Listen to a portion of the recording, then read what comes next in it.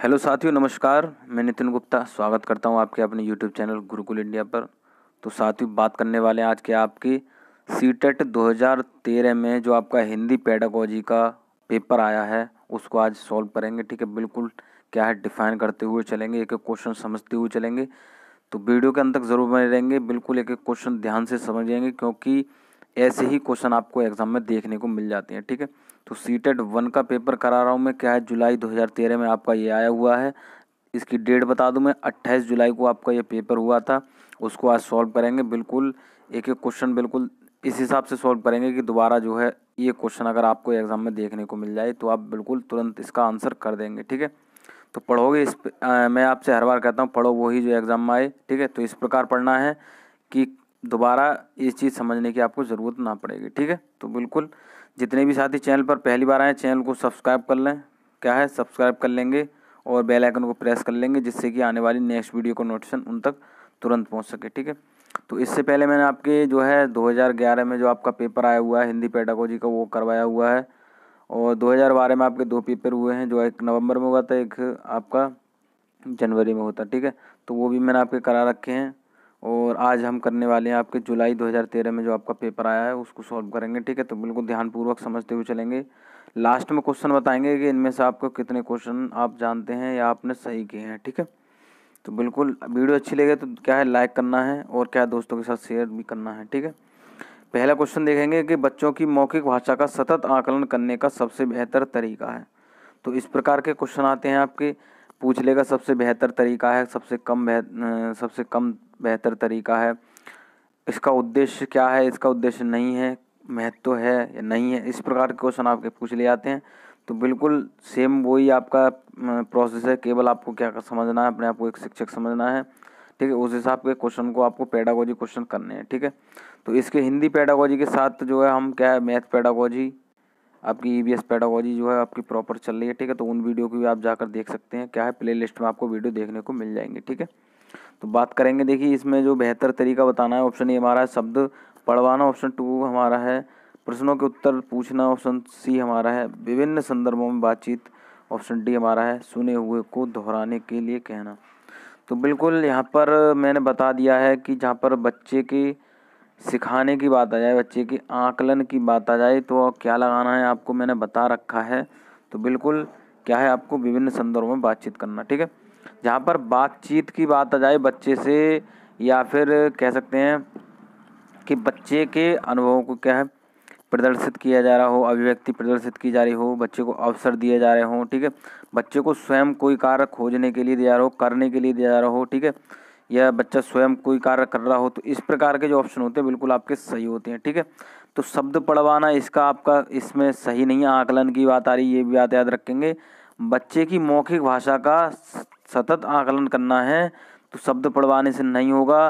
प्रश्न के उत्तर पूछने ये आपका नेगेटिव है, सुने हुए को दोहराना, तो रटवाने को तो कभी भी आपको नहीं लगाना, ये आपका बिल्कुल नेगेटिव है। कहीं भी आपको देखने को मिल जाए कि सुने हुए को दोहराना या किसी विषय वस्तु को रटवाना, ये आपको नहीं लगाना। ठीक है, जहाँ पर किसी भी विषय वस्तु के बारे में एक शिक्षक और एक छात्र की बात हो रही है, चर्चा हो रही है, तो वो आपका ऑप्शन बिल्कुल सही है। ठीक है, समझ में आ गई बात। चलिए अगला क्वेश्चन देखें कि भाषा में सतत और व्यापक आकलन का उद्देश्य है। तो बिल्कुल बताएंगे, ऑप्शन ए हमारा है वर्तनी की अशुद्धि के बिना लिखने की क्षमता का आकलन, ऑप्शन बी हमारा है भाषा के व्याकरण का आकलन करना, ऑप्शन सी हमारा है भाषा के मौखिक और लिखित रूपों के प्रयोगों की क्षमता का आकलन, ऑप्शन डी हमारा है पढ़कर समझने की क्षमता का आकलन।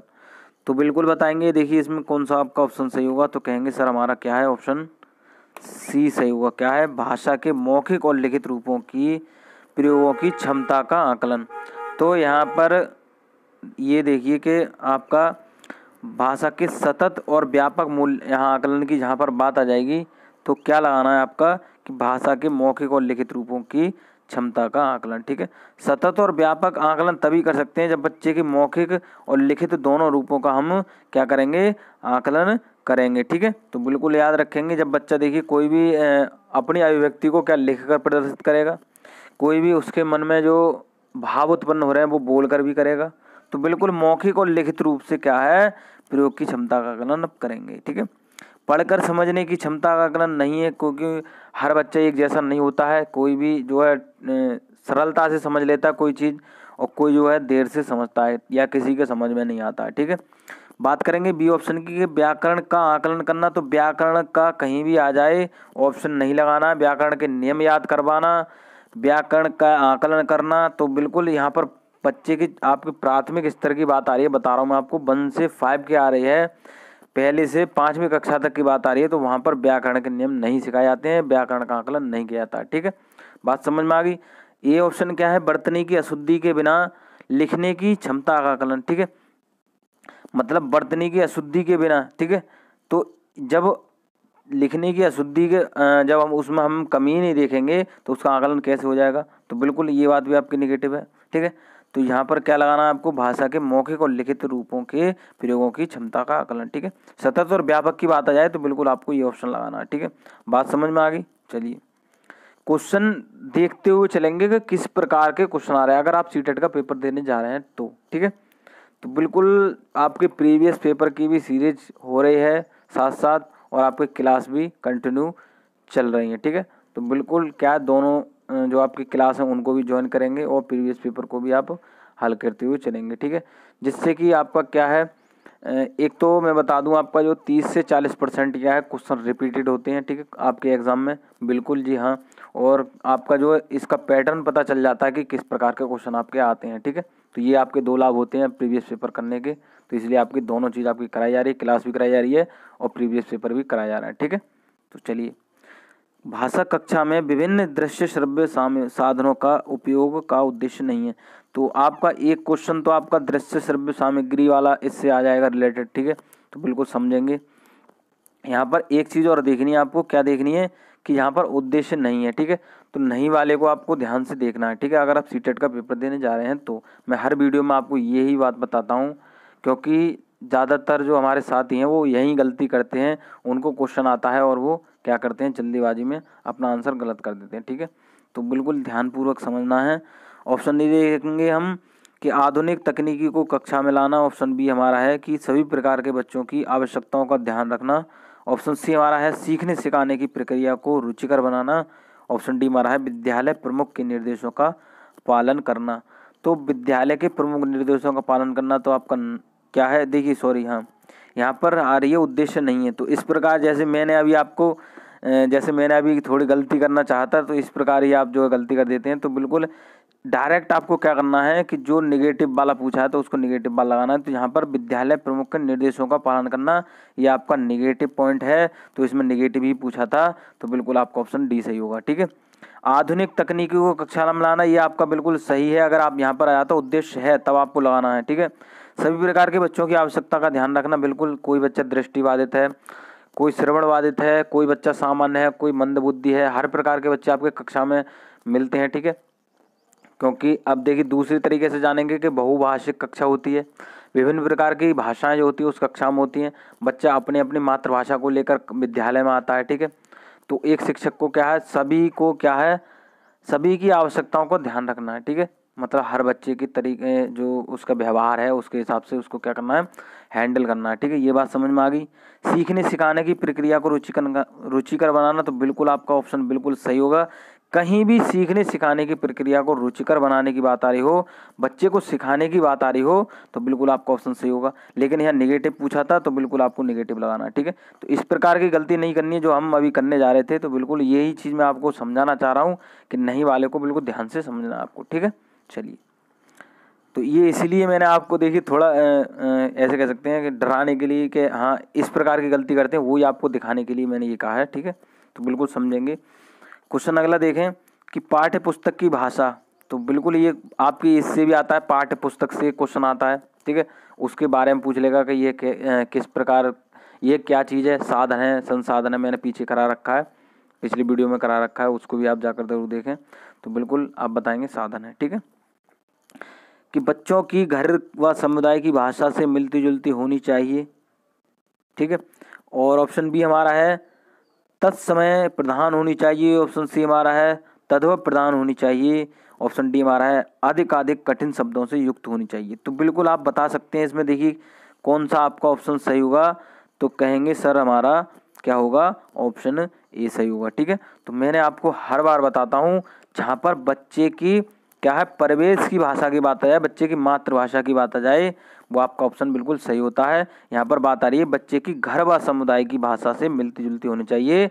तो जहाँ पर आपको ऐसा पॉइंट देखने को मिल जाए आंख बंद करके उसको लगाना है आपको। ठीक है, बच्चे के घर व समुदाय या परिवेश की भाषा में बच्चे को पढ़ाया जा रहा है, बच्चे को क्या है शिक्षण कार्य कराया जा रहा है, वो आपका ऑप्शन बिल्कुल सही होता है। बात करेंगे देखिए इस ऑप्शन की कि क्या है,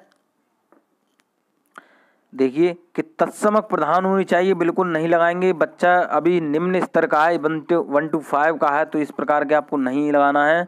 दूसरे की तद्भव प्रधान नहीं लगाएंगे। और बात करेंगे अगले की अधिकाधिक कठिन शब्दों के युक्त होनी चाहिए, तो बिल्कुल नहीं लगाएंगे। ठीक है, तो बिल्कुल निगेटिव की बात आ जाती तो आपको इनमें से लगाना है। और जब यहाँ पर पॉजिटिव की बात आ जाए तो घर और परिवार की भाषा में ही शिक्षण कार्य कराना चाहिए, बिल्कुल आपका ऑप्शन ये सही होता है। ठीक है, समझ में आई बात। चलिए अगला देखें। अगला क्वेश्चन है कि प्राथमिक स्तर पर भाषा सिखाने से तात्पर्य है। तो ऑप्शन ए हमारा है भाषा वैज्ञानिक तथ्य स्पष्ट करना, ऑप्शन बी हमारा भाषा का व्याकरण सीखना, और ऑप्शन सी हमारा है उच्च स्तरीय साहित्य पढ़ना, ऑप्शन डी हमारा है भाषा का प्रयोग सिखाना। तो यहाँ पर भी सिखाना होगा, बिल्कुल देखेंगे। अब इसमें आपको देखिए ऑप्शन देखकर ही कुछ ऐसा अनुभव लग रहा होगा कि इसमें कौन सा आपका ऑप्शन सही होगा। प्राथमिक स्तर पर भाषा सिखाने से तात्पर्य है कि भाषा के प्रयोग सिखाना। ठीक है, क्या है भाषा वैज्ञानिक तथ्य स्पष्ट कराना, नहीं करेंगे। व्याकरण सिखाना तो बिल्कुल मैंने आपको बता रखा है। यहाँ पर व्याकरण की बात आ जाए 1 to 5 की बात आ रही हो प्राथमिक स्तर की, तो व्याकरण से तो आपका कोई भी लेना देना नहीं है, बिल्कुल नेगेटिव लगा देंगे उस ऑप्शन को। ठीक है, समझ में आई बात। उच्च स्तरीय यहाँ पर बात नहीं है, प्राथमिक स्तर की बात आ रही है, तो ये भी आपका नेगेटिव है। भाषा के प्रयोग सिखाना, प्राथमिक स्तर पर भाषा सिखाने के मतलब है कि बच्चा जो भाषा बोल रहा है वो अपनी भाषा को दूसरे के समक्ष किस प्रकार प्रदर्शित करता है कि जिससे कि दूसरा व्यक्ति जो है उस भाषा को समझ सके। ठीक है, वो उस भाषा के बारे में उसको सिखाना, उसके प्रयोग को सिखाना। ठीक है, कहाँ पर बच्चा जो है अपनी मात्राओं की कमी कर रहा है उनको क्या है उसको बताना बच्चे को। ठीक है, क्या है एक गाइडेंस देना कि जो है आगे आने वाले क्या है भाषा में वो उस चीज़ को सुधार सके। ठीक है, तो बात समझ में आ गई कि भाषा के प्रयोग सिखाना। ठीक है, कि किस प्रकार जो है अपनी भाषा को दूसरे के समक्ष रखना है, दूसरे को वो अपनी भाषा समझा सके। ठीक है, तो इस प्रकार आप याद रखेंगे। अगला देखें क्वेश्चन, तो बिल्कुल इम्पोर्टेंट क्वेश्चन है कि घर की भाषा और विद्यालय में पढ़ाई जाने वाली भाषा, तो ये इस प्रकार का आ जाता है ऑप्शन जे, कहीं तालमेल बैठाने की बात आ जाएगी कि प्राथमिक भाषा और द्वितीयक भाषा में ऐसे अंतर करने के लिए आ जाएगा कि जो बच्चे की भाषा होनी चाहिए विद्यालय में वो किस प्रकार की होनी चाहिए। तो जैसा हमने पढ़ा था मातृभाषा होनी चाहिए, घर परिवार की भाषा होनी चाहिए, जिससे कि बच्चा जो है सरलता से उस विषय वस्तु को, उस शिक्षण प्रक्रिया को समझ ले। ठीक है, अब इसमें भी आपके क्वेश्चन में उसी से रिलेटेड कोई बात आ रही है कि घर की भाषा और विद्यालय की पढ़ाई जाने वाली भाषा, तो ऑप्शन ए बताएंगे हम सदैव टकराहट से गुजरती है, ऑप्शन बी हमारा सदैव समान होती है, ऑप्शन सी हमारा है समान हो सकती है, ऑप्शन डी हमारा सदैव अलग होती है। तो बिल्कुल बतानी है हमें कौन सा इसमें आपका ऑप्शन सही होगा, तो कहेंगे सर हमारा ऑप्शन सी सही होगा। ठीक है, समान हो सकती है। समान हो सकती है से मतलब है मैंने आपको बताया है कि एक परिवेश में जहाँ बच्चा रह रहा है तो क्या है जब वह विद्यालय जाएगा तो अगर शिक्षक उसे पढ़ा रहा है तो बच्चे की भाषा के अनुसार ही उसको पढ़ाना है बच्चे को। ठीक है, एक शिक्षक को बच्चे को उसी भाषा में पढ़ाना है जो भाषा वह लेकर आ रहा है। ठीक है, जिससे कि वह क्या है सरलता से उस विषय वस्तु को समझ ले। बस आपको देखिए हिंदी पेडागोजी में बस यही समझना है कि बच्चे की मातृभाषा को ध्यान में रखना है, बच्चे को एक क्या है केंद्र बिंदु मानना है। आपकी जो शिक्षा है वो बाल केंद्रित होनी चाहिए, बस आपको और कुछ ज़्यादा याद नहीं रखना है कि बच्चे की जो पढ़ाने की भाषा है, बच्चे को जो पढ़ाने की भाषा है, जो बच्चे को हम पढ़ा रहे हैं, एक शिक्षक जब एक छात्र को पढ़ा रहा है तो उसकी मातृभाषा में पढ़ाएगा बस, और घर परिवार की भाषा को आपको ध्यान में रखना है। ठीक है, तो यहाँ समान हो सकती है की बात आ रही है। ठीक है, जब बच्चा विद्यालय जा रहा है उसके आसपास में ही ऐसे विद्यालय होगा तो समान हो सकती है, तो आप लगा सकते हैं। टकराहट से गुजरती है नहीं लगाएंगे।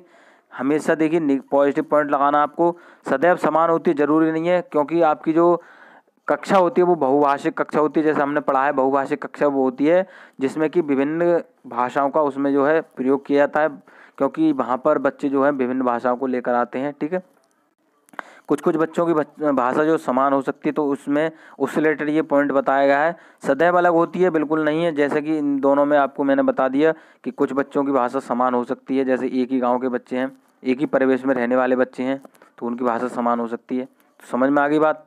ठीक है, चलिए अगला क्वेश्चन देखें।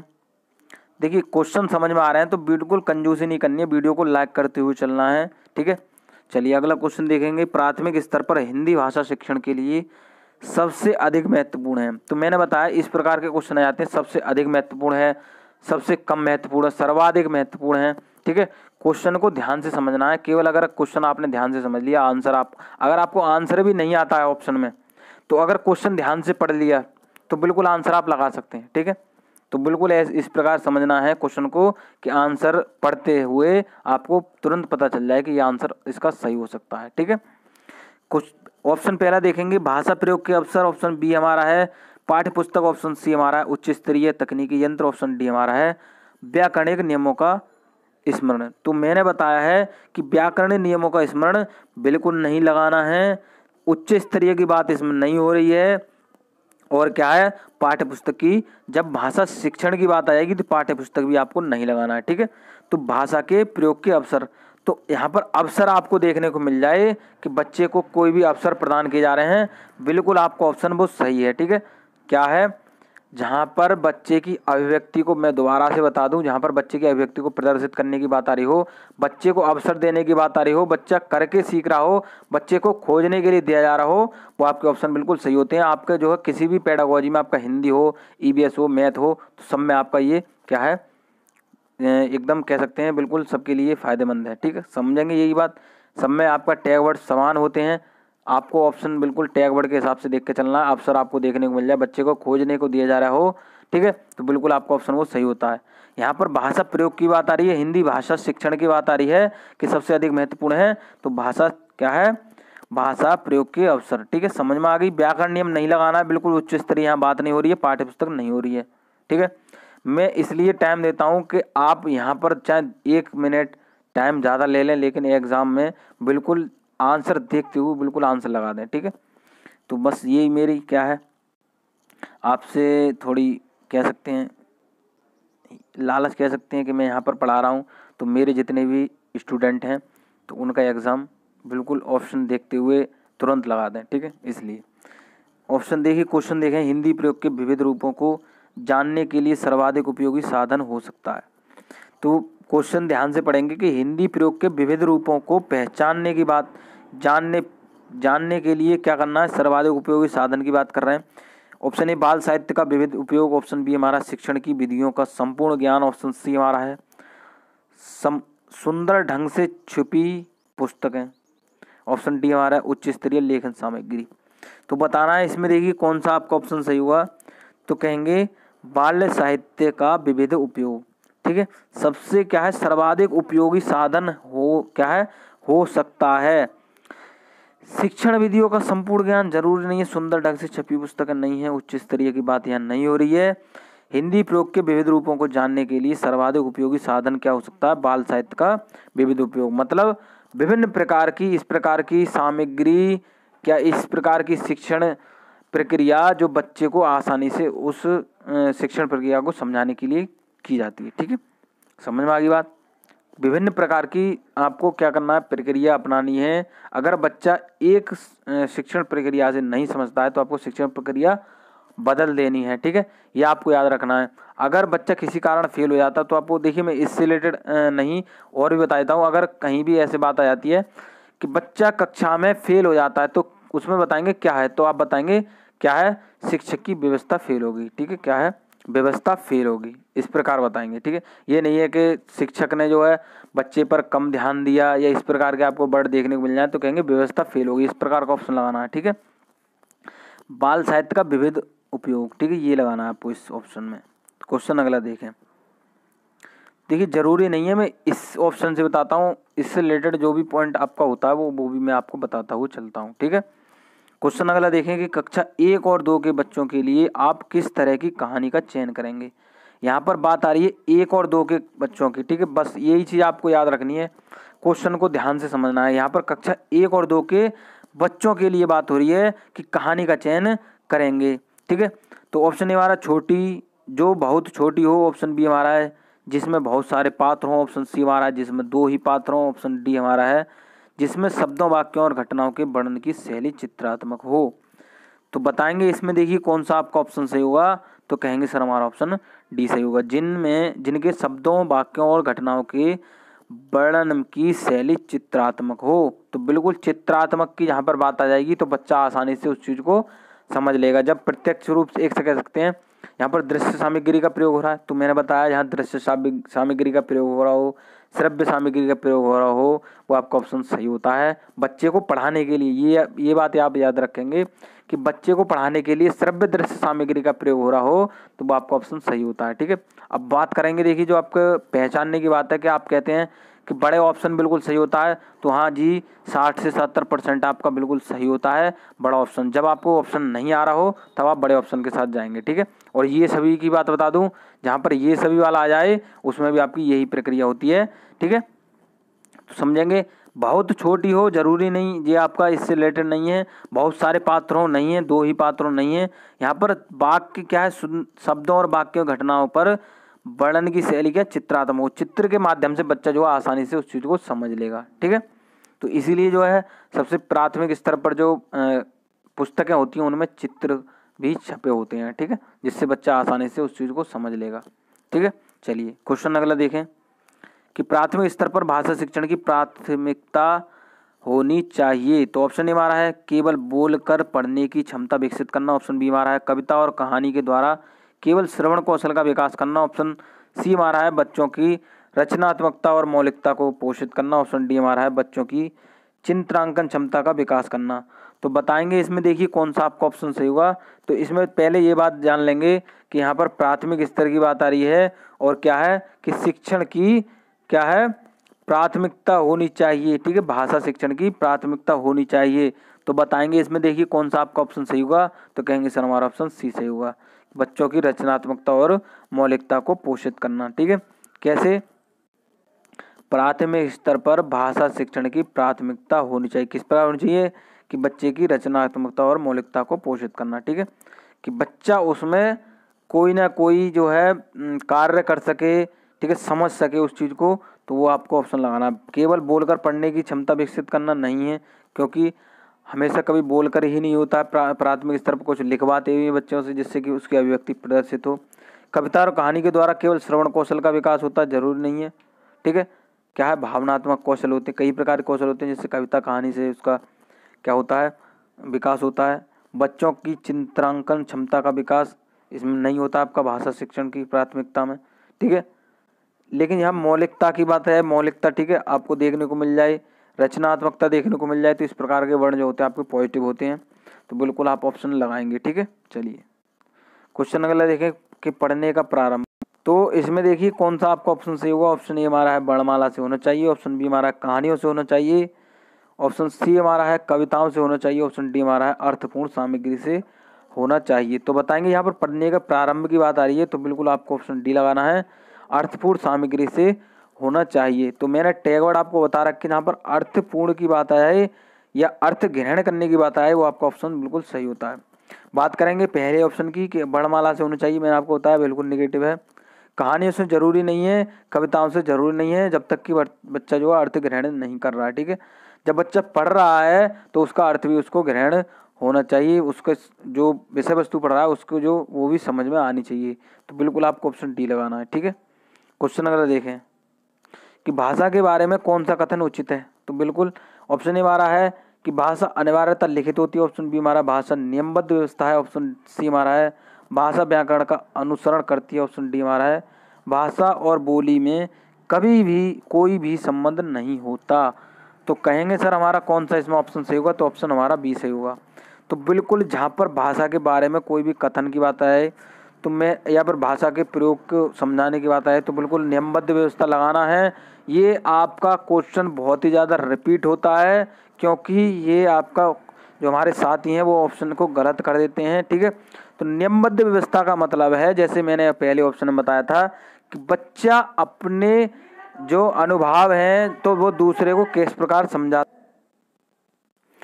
प्रकार समझाता है, वो उसकी नियमबद्ध व्यवस्था में आती है। अपने विचारों का आदान प्रदान किस तरीके से करता है, वो आपकी नियमबद्ध व्यवस्था में आती है। ठीक है, बात करेंगे देखिए और ऑप्शन की। अनिवार्यतः लिखित होनी चाहिए, जरूरी नहीं है। व्याकरण अनुसरण, मैंने बताया व्याकरण यहाँ आपको देखने को मिल जाए, वो आपका नेगेटिव है, कहीं भी देखने को मिल जाए बिल्कुल नहीं लगाना है आपको। 1 to 5 की बात आ रही है। ठीक है, कि भाषा और बोली में कभी भी कोई संबंध नहीं होता, बिल्कुल गलत लगाएंगे। भाषा और बोली एक ही जैसे, जो परिवेश में बोली जाती है वो आपकी भाषा होती है। ठीक है, क्या है, परिवेश में जो एक कह सकते हैं निर्धारित होती है वो भाषा होती है। ठीक है, जो बच्चा बोलता है वो बोली होती है। ठीक है, जो उसके घर परिवार में बोली जाती है। ठीक है, तो नियमबद्ध व्यवस्था जहाँ देखने को मिल जाए और कथन उचित की बात आए तो बिल्कुल नियमबद्ध व्यवस्था आपको लगानी है। ठीक है, क्वेश्चन अगला देखें कि प्राथमिक कक्षाओं में रोल प्ले भूमिका निर्वाह का उद्देश्य होना चाहिए। तो बिल्कुल ये क्वेश्चन आपका आता है तो समझेंगे। ऑप्शन ए हमारा है कि बच्चों को अभिनय सिखाना। ऑप्शन बी हमारा है एक पद्धति के रूप में इसका उपयोग करना। ऑप्शन सी हमारा है विभिन्न संदर्भों में भाषा के प्रयोग के अवसर प्रदान करना। ऑप्शन डी हमारा है बच्चों को अनुशासित रखना। तो बच्चों को अनुशासित रखना तो नहीं बताएंगे बिल्कुल। अब क्या बताना है इसमें, ऑप्शन कौन सा आपका सही होगा, तो बिल्कुल ऑप्शन सी सही होगा। तो जैसा कि मैंने आपको बताया है कि अवसर, बिल्कुल आपको अवसर प्रदान करने की बात आ जाए, कुछ नहीं करना, आंख बंद करके ऑप्शन लगा देना। ठीक है, लेकिन ये याद रखना है कि क्वेश्चन में क्या है, पॉजिटिव पूछा है या नहीं पूछा है। जैसे उद्देश्य होना चाहिए, यहाँ पर ये दे रखा है, यहाँ पर दे रखा होता कि उद्देश्य नहीं होना चाहिए, तब आपको क्या दूसरा ऑप्शन लगाना था कि अनुशासित रखना या व्याकरण नियम याद करवाना, इस प्रकार के लगाना। यहाँ पर होना चाहिए की बात आ रही है तो बिल्कुल लगाएंगे क्या है, विभिन्न संदर्भों में भाषा प्रयोग के अवसर प्रदान करना। ठीक है, समझ में आ गई बात। ठीक है, चलिए क्वेश्चन अगला देखें। भाषा हमारे परिवेश में बिखरी मिलती है, यह कथन किस पर लागू नहीं होता। ऑप्शन ए हमारा भाषा प्रयोगशाला, ऑप्शन बी हमारा अखबार, ऑप्शन सी हमारा है विज्ञापन, ऑप्शन डी हमारा है साइन बोर्ड। तो बताएंगे इसमें, देखिए कौन सा आपका ऑप्शन सही होगा, तो कहेंगे सर हमारा ऑप्शन ए सही होगा। ठीक है, क्या है, परिवेश में भाषा बिखरी मिलती है, वो कहाँ, हमारा भाषा प्रयोगशाला। ठीक है, क्या है, भाषा प्रयोगशाला। ठीक है, जहाँ पर विभिन्न प्रकार की भाषाएं वहाँ पर देखने को मिल जाती हैं। ठीक है, तो बिल्कुल आप लगाएंगे भाषा प्रयोगशाला। ठीक है, चलिए क्वेश्चन अगला देखें कि कक्षा में कुछ बच्चे लिखते समय वर्तनी संबंधित त्रुटि करते हैं। ठीक है, चलिए दोबारा से यहाँ समझा देते हैं कि यहाँ पर बात आ रही है कि लिखते समय वर्तनी संबंधी त्रुटि करते हैं, तो एक भाषा शिक्षक के रूप में आप क्या करेंगे। तो इस प्रकार के क्वेश्चन आपके आते हैं, बिल्कुल ध्यान से समझेंगे। ऑप्शन हमारा है शब्दों का सही रूप लिखते हुए बच्चों को दोनों तरह शब्दों का अवलोकन करके अंतर पहचानने का अवसर देंगे। ऑप्शन बी उन्हें सख्त निर्देश देंगे कि वे आगे गलती ना करें, तो ये आपका यहीं से नेगेटिव हो गया। ऑप्शन सी हमारा उनकी त्रुटियों पर बिल्कुल ध्यान नहीं देंगे, ये गलत है आपका। उनसे शब्दों को 20 बार लिखने के लिए कहेंगे, तो बिल्कुल नहीं है, ऑप्शन आपका ये सही होगा। तो जिस प्रकार आपका देखिए दो तरीके से इस ऑप्शन को पहचान सकते हैं। एक तो आपका बड़ा ऑप्शन है, दूसरा अवसर देंगे। ठीक है, दूसरी बात यह समझ में आ गई। ठीक है, शब्दों को सही रूप में लिखते हुए बच्चों को दोनों तरह अवलोकन करने के अंतर पहचानने को अवसर देंगे। बच्चा स्वयं उस चीज़ को पहचानना, अवलोकन स्वयं कर रहा है, तो ये आपका तीसरा ऑप्शन है। ठीक है, जहाँ पर अवसर देने की बात आ जाएगी वो आपका ऑप्शन बिल्कुल सही है, तो बिल्कुल समझ में आ गई होगी बात। ठीक है, तो मैं आशा कर रहा हूँ जितने भी क्वेश्चन आपको समझ आए हैं सारे समझ में आ गए होंगे। तो आज हमने क्या है, सीटेट जुलाई 2013 में जो आपका पेपर आया वो हमने आज सॉल्व किया है। ठीक है, तो इस प्रकार के पेपर हम आगे भी सॉल्व करते रहेंगे। ठीक है, तो बिल्कुल ये सीरीज आपकी 11 से 19 तक चलेगी, जो आपके 19 तक पेपर आए हैं 2019 तक, बिल्कुल हम सॉल्व करते हुए चलेंगे। ठीक है, तो बिल्कुल जितने भी साथी चैनल पर पहली बार आए चैनल को सब्सक्राइब करेंगे और क्या है बेल आइकन को प्रेस करेंगे, जिससे कि आने वाली नेक्स्ट वीडियो का नोटिफिकेशन उन तक तुरंत पहुंच सके। ठीक है, तो जितने भी साथियों ने वीडियो देखी, अगर वीडियो अच्छी लगी तो बिल्कुल लाइक करेंगे और क्या है दोस्तों के साथ शेयर भी जरूर कर देंगे। ठीक है, तो बिल्कुल मैं ऐसी लेटेस्ट वीडियो आपके लिए लेकर आता रहूँगा। मिलते हैं अगली वीडियो में। वीडियो देखने के लिए धन्यवाद।